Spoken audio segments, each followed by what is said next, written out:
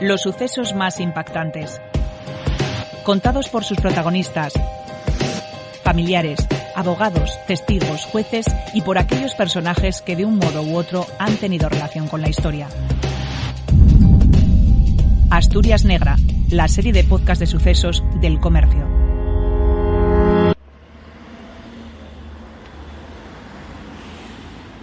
Ciudad Naranco es un barrio de Oviedo habitualmente tranquilo, con vecinos que van al trabajo, a la compra, el trajín de los colegios. Solo lo diferencian dos cosas: los atascos en hora punta, que en ocasiones desesperan a más de un conductor, y que pese a situarse en una zona urbana, convive con un polígono industrial en decadencia, a la espera de una gran operación urbanística. El 10 de noviembre de 2010, Ciudad Naranco amaneció tranquilo y la mañana transcurrió normal, con ese trajín habitual. Al mediodía, sin embargo, esa normalidad saltó por los aires. Policía Nacional, dígame. Al otro lado del teléfono, una mujer muy nerviosa. Llamaba desde una carpintería de ese polígono industrial. Acababa de encontrar a su compañero de trabajo muerto, tendido sobre un charco de sangre. Están escuchando Asesinato en la Carpintería. Mi nombre es Susana Neira, soy periodista, y les voy a contar el crimen de Alfredo Suárez. Un asesinato inexplicable por un robo de solo 150 euros. Para la Policía Nacional, este caso ha sido todo un reto, uno de los más complejos de resolver en las últimas 2 décadas en Asturias. La investigación duró 8 años y por circunstancias que conoceremos más adelante, el acusado nunca fue juzgado. La vida de Alfredo Suárez se torció de un día para otro cuando solo le quedaban 2 años para la jubilación. Ese miércoles 10 de noviembre se levantó como siempre, se preparó y salió a primera hora para una jornada más. Lo recuerda Paz de Alvear, jefa de redacción del Comercio en Oviedo. Alfredo era un hombre que había trabajado toda la vida para el sector del automóvil, primero en las oficinas de la empresa SEAT y más tarde en las de Renault. Cuando su última empresa cerró, se quedó sin empleo, entonces fue como llegó a Bricocook, esa carpintería propiedad de un primo que tiene sede en Ciudad Naranco. Sus conocidos, recuerdo, cuando sucedieron los hechos, le recordaron como una persona tranquila, afable, muy hogareña. Desde luego aquello fue muy trágico. Alfredo salía todos los días de su casa de Gijón, donde vivía con su familia, y se desplazaba hasta este barrio de Oviedo. 28 kilómetros de distancia, que evitaba recorrer de nuevo al mediodía, durante esas 2 horas que cerraban al público. De 1 a 3 de la tarde se quedaba solo en el interior de la nave. Comía allí, en la parte superior de las oficinas, y después pues aprovechaba y se echaba a descansar, hasta que el negocio volvía a reabrir. Ese día, su compañera de trabajo, Maribí, salió a comer como siempre. Al regresar, al cabo de esas 2 horas, no vio a Alfredo y le pareció raro. Buscó por toda la planta baja, pero no aparecía. Comenzó a sentirse intranquila. Es entonces cuando subió a las escaleras, levantó la vista y en esa parte de arriba, en la zona de descanso, se lo encontró sin vida. La escena era muy desagradable. Es ahí cuando dio el aviso a la Policía Nacional. En cuestión de minutos llegó el Z. Los agentes entraron en el local y la mujer les indicó dónde estaba el cuerpo. Confirmaron que Alfredo estaba muerto y activaron el protocolo por homicidio. Adelante. Si no recuerdo mal, eran las 4 y 5, 4 y 10 de la tarde. Y yo recibo una llamada, estaba en mi tiempo libre, estaba con mi mujer y recibo una llamada que me comunican que hay un fallecido en la calle Coronel Bobes y que me dirija hacia ahí. Quien habla es Miguel, entonces jefe del Grupo Tercero de la Policía Judicial, el grupo dedicado a homicidios. Un policía que entonces ya acumulaba más de 15 años de experiencia en el cuerpo. La escena del homicidio, precintada por los agentes, era grande. En la nave industrial había muchos muebles, maquinaria. La inspección ocular en el escenario de un crimen, habitualmente en un domicilio, suele durar 2 o 3 días. En este caso, por las dimensiones, se tardó 1 semana. Como les decía, el cadáver de Alfredo apareció en la planta superior de la carpintería. En la zona aquella había un sofá, había una mesa y era un espacio bastante reducido. A pesar de que era muy amplio, en ese espacio concreto era bastante reducido. Había si no recuerdo mal, unas estanterías a un lado. Un espacio bastante reducido, sí. A partir de ahí arrancó la investigación para saber qué le había pasado realmente a Alfredo Suárez. Quién y por qué lo habían matado por un simple robo. Faltaba algún elemento en la cartera del fallecido y alguna moneda, de 1 o 2 euros de la oficina. Sin embargo, en el lugar sí que se hallaron otros efectos valiosos que no se llevaron. Todo apuntaba desde el principio a que el móvil del crimen era el robo, pero no se podía descartar nada. Lo más importante en un homicidio es asegurar las pruebas y mantener una visión muy amplia de todo, no cerrar ninguna vía de investigación. La policía tomó declaración a familiares, compañeros, vecinos del barrio. Cualquier testimonio podía arrojar luz ante tanta oscuridad. Podía ser un hilo para llegar hasta el culpable. El robo al azar es muy complicado de perseguir, de investigar. Si no existe una relación entre víctima y autor, es muy complicado. El crimen destrozó a una familia que no da por cerrado el caso, de eso hablaremos más adelante, y conmocionó al vecindario de Ciudad Naranco, que vivió atemorizado durante mucho tiempo porque temía correr la misma suerte de Alfredo. Asesinan a golpes a un hombre en un presunto intento de robo en Oviedo. Una compañera de trabajo encontró el cadáver de la víctima. Frente a esa nave, en el número 28 de la calle Coronel Bobes, durante días se congregaron numerosos vecinos, alarmados por la presencia policial y periodistas. Lo recuerda Paz de Alvear. Recuerdo que había mucho trajín, un amplio dispositivo policial delante del local y desde el principio se habló de un robo. Aunque era difícil de explicar por qué, quién o quiénes lo habrían cometido y habían actuado sobre todo con tanta violencia. Entre esos vecinos, Daniel, empleado de una empresa de grabados ubicada a escasos metros de la carpintería. La gente que fue a trabajar eso se lo comió a la hora de entrar a trabajar por la tarde. Llegabas y yo vi revuelo, vino la televisión, había mucha policía, lógicamente había un asesinato. Y entonces sí que se formó mucho revuelo y fueron unos días moviditos en el barrio.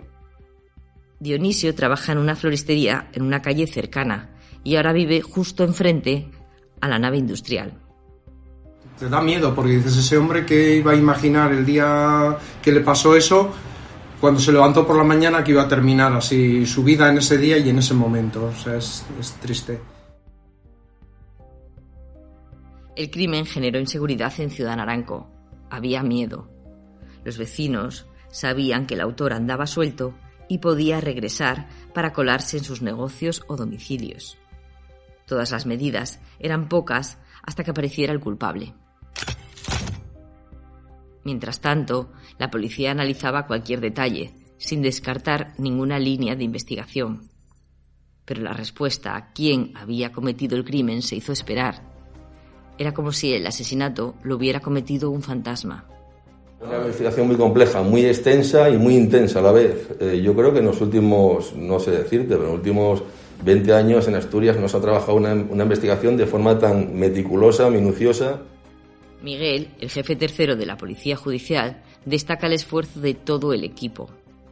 La investigación de un caso de este calado, un secuestro, un homicidio, una desaparición inquietante, nunca queda parada. La Policía Nacional siempre continúa, a pesar de que pasen los años, hasta que prescriba el delito, se continúa investigando de forma cíclica, se hacen rebúsquedas, se asignan a otros investigadores que den otra visión al caso. Los agentes acudieron en decenas de ocasiones a Ciudad Naranco, en busca de nuevos indicios, de nuevas declaraciones, de nuevas pruebas. Y recuerdo que después de pasar el tiempo, pero estamos hablando después de años, venir policías varias veces de paisano a preguntar si recordábamos algo. No sé por qué preguntaban si habíamos visto coches como de lujo, de alta gama, que no fuesen normales en el barrio. Pasó una semana, 2 meses, al final 8 años. La policía identificó en 2018 al culpable. Hay una rebúsqueda en los indicios que se obtienen dubitados en una escena de crimen, los vestigios que se encuentran, grafoscópicos, biológicos.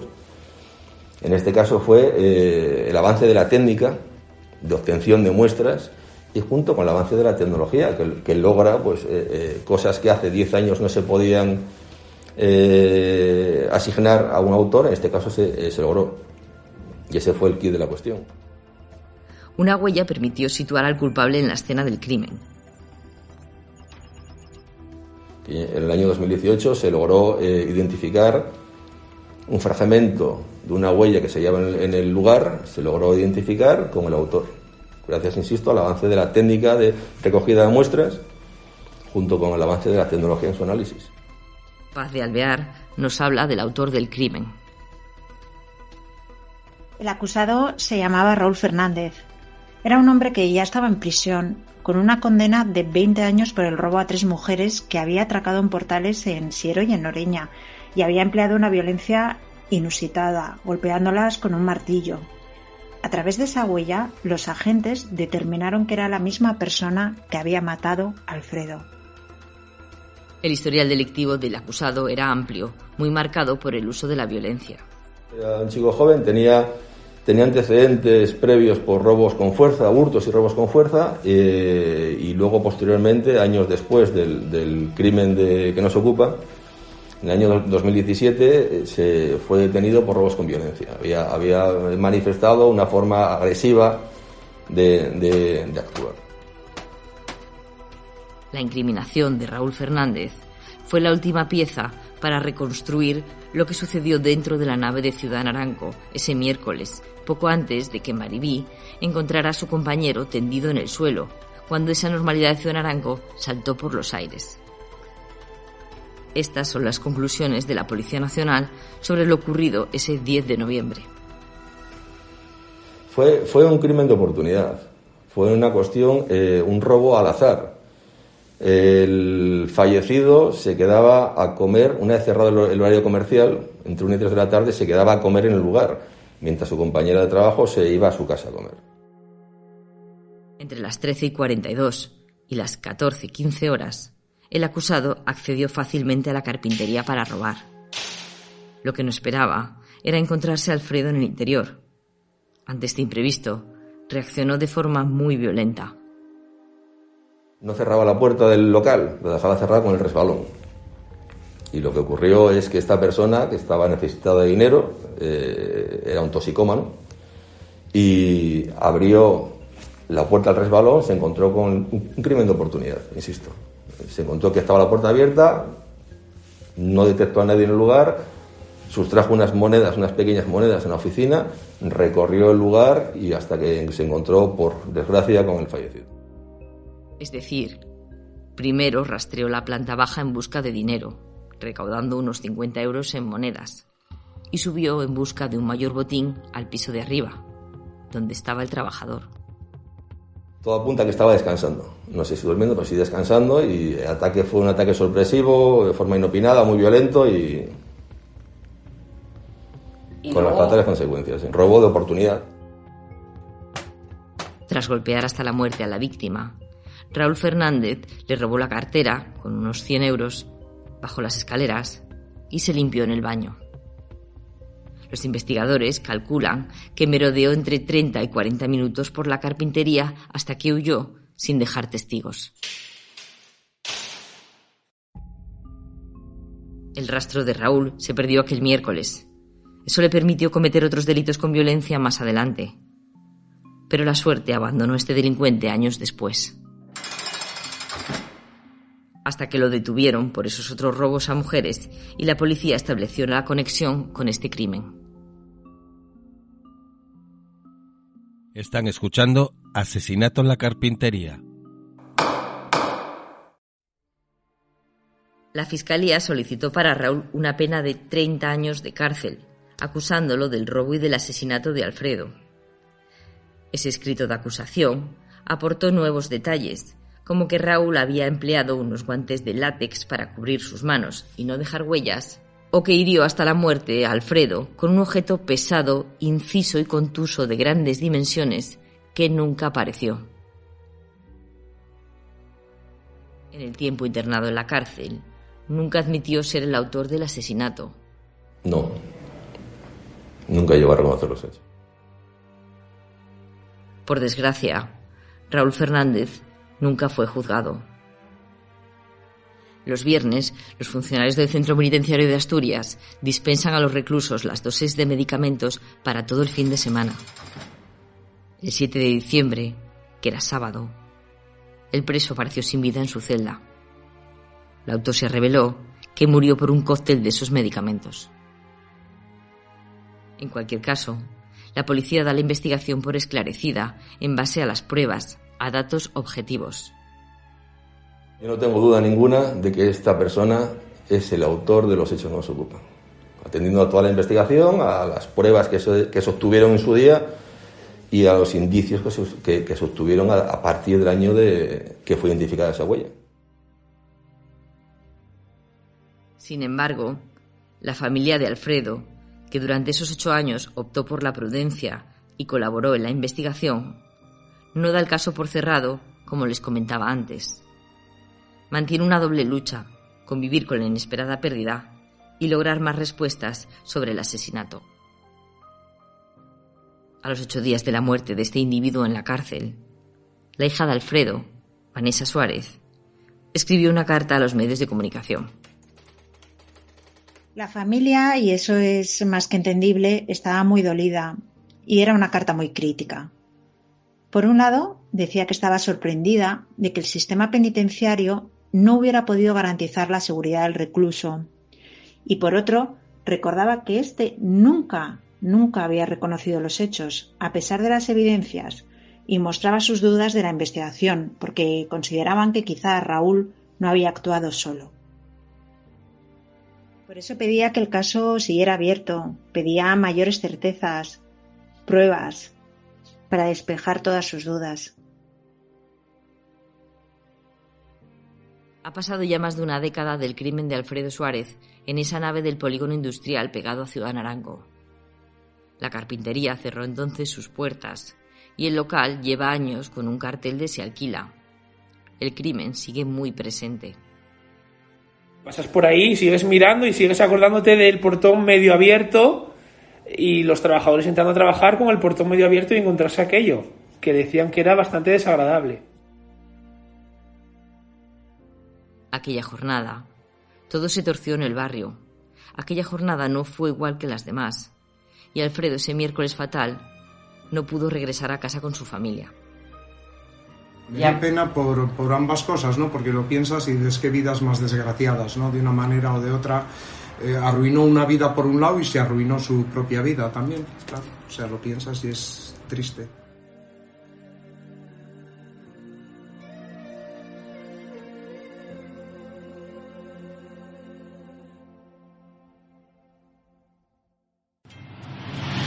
Este podcast ha sido elaborado por Susana Neira en la producción y el guión, y por Carmen Muñiz en la parte técnica, contando con la colaboración en la narración de los hechos de la periodista Paz de Alvear.